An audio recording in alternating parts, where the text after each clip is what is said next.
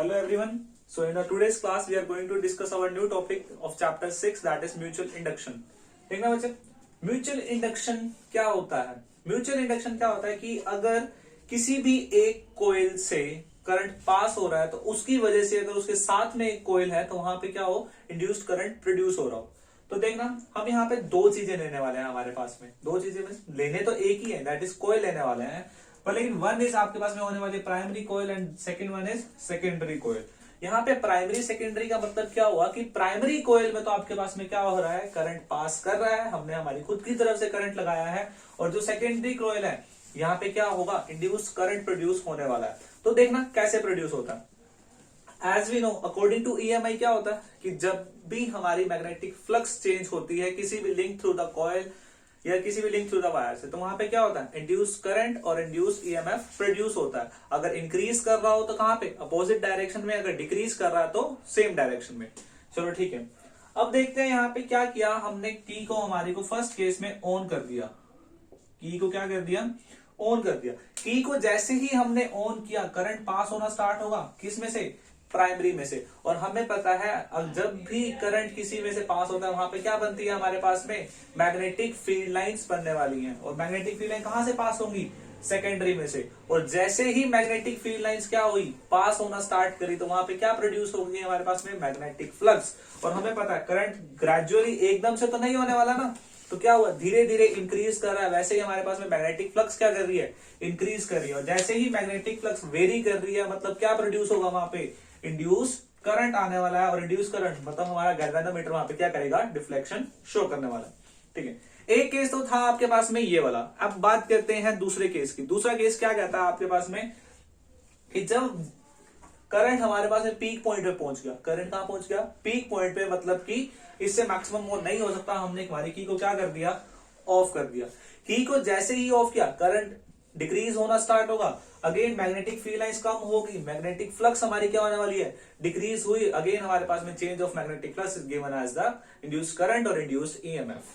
ठीक है, मतलब कि इस चीज से क्या हुआ, जैसे हमने सोलेनॉइड में करा था, सेल्फ इंडक्शन ऑफ सोलेनॉइड निकाली थी, या उसी में भी हमने सोलेनॉइड जो हमने इंडक्टर के केस में किया था। तो देखना magnetic flux is directly proportional to क्या आ रही थी आपके पास में, करंट। बस डिफरेंस क्या आएगा, वहां पे हमारे पास में एल था, that is coefficient of self induction, but यहां पे हमारे पास में क्या यूज करने वाले हैं, एम। क्या यूज करने वाले हैं, M, that is coefficient of mutual induction. And as we know according to Faraday law, E is equal to minus D phi by D T. Minus sign का बहुत बड़ा रोल था, हम हमारी पहले क्लासेस में कर चुके हैं ये। देखो तो क्या फॉर्मूला आया, जब आपने फाई की वैल्यू पुट करी इस फॉर्मूला में, I is equal to minus M D I by D T. बहुत इंपॉर्टेंट फॉर्मूला है। ठीक है, तो ये था आपके पास में म्यूचुअल इंडक्शन। जैसे हमने सोलेनॉइड के केस में किया था कि सेल्फ इंडक्शन ऑफ सोलेनॉइड निकाली थी, वहां पे अब यहां पे हम निकालने वाले हैं mutual induction of two solenoid. Mutual induction of two solenoid, ये देखना हमने दो सोलेनॉइड्स लिए, एक आपके पास में ये जरा, दैट इज सोलेनॉइड S1 जिसकी नंबर ऑफ टर्न्स कितनी है, N1, और करंट कौन सा पास हो रहा है, I1 करंट पास हो रहा है। ठीक है, और दूसरा सोलेनॉइड लिया दैट इज S2, वो जगह कुछ इस टाइप से आपके पास में, पर लेकिन टच्ड नहीं है, सिर्फ उसके ऊपर से हमने राउंड ऑन किया हो गया है उसको, ये देखो डॉटेड लाइन से आपको शो हो रहा होगा यहाँ पे। ठीक है, तो उसको क्या बोलेंगे, I2 करंट पास हो रहा है, सोलेनॉइड S2 हो गया, नंबर ऑफ टर्न्स उसमें क्या ले ली, N2 ले ली। मतलब यहाँ पे हम करने क्या वाले हैं कि एक के अंदर से करंट पास करवाएंगे और दूसरे में इंड्यूस करंट हमें क्या है, मिलना चाहिए।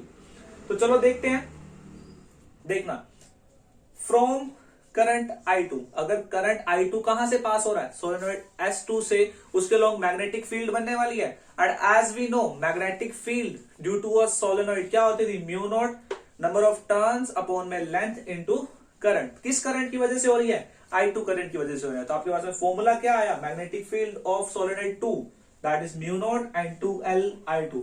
अब मैग्नेटिक फील्ड बनी, यहां पे क्या हुआ था, इसकी मैग्नेटिक फील्ड बनी थी, कहां से पास हुई थी, इसमें हुई थी। सिमिलरली S2 की मैग्नेटिक फील्ड बनी, कहां से पास होगी, सोलेनॉइड S1 से पास होगी, पर लेकिन फ्लक्स किसकी बनेगी, S1, यानी कि सोलेनॉइड फर्स्ट की बनेगी, that is φ1 is equal to N1 B2 into A1। As we know NBA cos theta 0, sorry cos 0 is 1।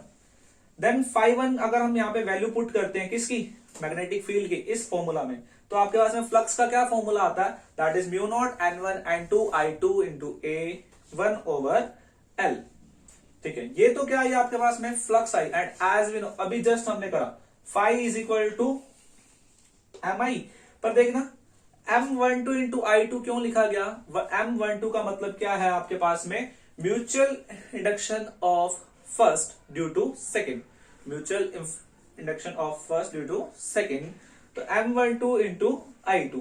अगर इन दोनों को कंपेयर किया जाए, अगर इन दोनों को क्या करा जाए, कंपेयर किया जाए, तो आपके पास में फॉर्मूला क्या आता है आपके पास, देखना क्या फॉर्मूला आया, म्यू नॉट N1 N2, यहां पे I1 आएगा, mu naught N1 N2 phone में क्या आएगा, पाई R1 स्क्वायर, या इसको आप कह सकते हो एरिया, क्या कह सकते हो आप, एरिया। तो देखना है यहाँ पे सिमिलरली हम क्या कर सकते हैं, दूसरे का भी हम सिमिलरली M21 निकाल सकते हैं, यानी कि mutual induction of two due to first, तो क्या आया mu naught N1 N2 A2 upon में L। तो इससे हमें क्या पता चल रहा है कि जो हमारे पास में म्यूचुअल इंडक्शन है, जो क्या है म्यूचुअल इंडक्शन है, वो सेम है किसके, M12 के, यानी दोनों की सेम ही म्यूचुअल इंडक्शन आ रही है, और किस किस पे क्या कर रही है, डिपेंड कर रही है, एक तो रिलेटिव परमिएबिलिटी पे, किससे, रिलेटिव परमिएबिलिटी, ठीक है, और एक आपके पास में किस पे डिपेंड कर रही है, स्मॉल एन नंबर डेंसिटी, और वो कैसे बनाएंगे, इसको L से multiply divide and small n1 into small n2, किस पे कर रही है, नंबर डेंसिटी पे, ठीक है, और ए कर रही है आपके पास में एरिया ऑफ द कॉइल, किस पे, area of the cross section of solenoid. तो ये टॉपिक था हमारे पास में mutual induction of two solenoids. अब देखना बच्चे लास्ट टॉपिक बचा है आपके पास में इस चैप्टर का, दैट इज एडे करंट। क्या होता है एडे करंट, सिंपली एडे करंट क्या है, एक अनडिजायर्ड और अननेसेसरी करंट है जो हमारे क्या हो जाता है, कई बार सर्किट्स में, हमारे एसी जनरेटर्स में या ट्रांसफॉर्मर्स में क्या हो जाता है, प्रोड्यूस हो जाता है, जो हमें रिक्वायर्ड नहीं होता।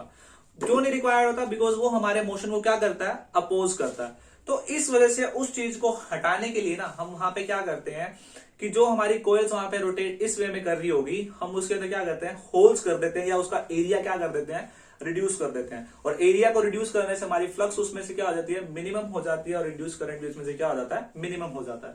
तो आपकी बुक में एडी करंट वाला पूरा पैराग्राफ है, ठीक है, I am sending you that topic also. So that's all for our today's class. Thank you and have a nice day.